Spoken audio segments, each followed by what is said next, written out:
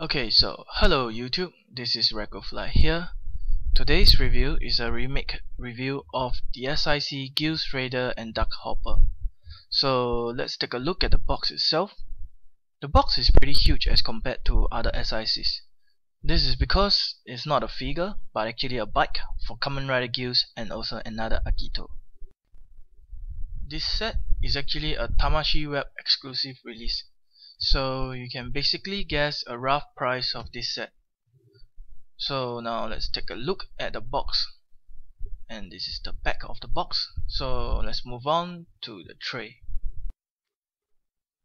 So this is the tray inside the box. It comes with the parts for Duck Hopper, and by default it is equipped with the Gills Raider parts. Do note that this is only one bike body with two sets of interchangeable parts. At the bottom over here we have two pair of hands. One is for another Agito and the other is for Kamen Rider Gills. This is for the figure to hold on to the bike handles. Now let's move on to the bike itself. The bike on the left is the Duck Hopper and the bike on the right is Gills Raider.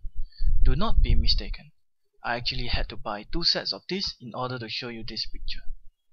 I will now first cover on the Duck Hopper. So you can actually observe the intricate details on the Duck Hopper. The overall look feels very insect-like.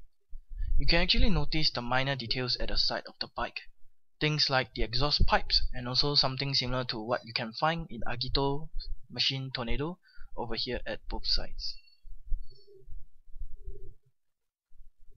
So let's take a look at the other side of the bike.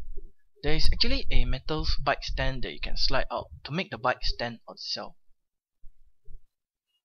The front wheel on the bike can be rotated to give a more realistic feel to how a bike is actually like. Same goes for the back wheel of the bike. Over here at the front of the bike, it has some similarity with Agito's Machine Tornado. There is a translucent plastic cover that covers the front top area. At the bottom over here, you will notice the bike engine and the exhaust pipes are actually connected all the way to the back.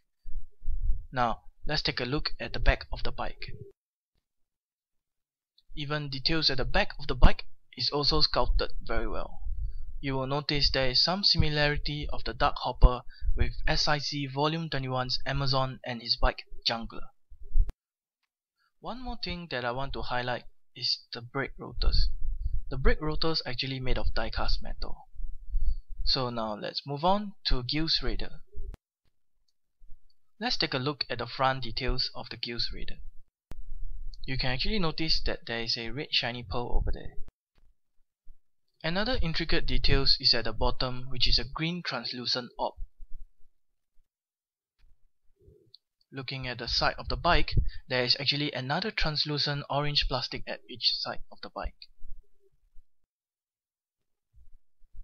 To sum up this review, I wouldn't really recommend that you guys to get this bike unless you can find a cheap deal.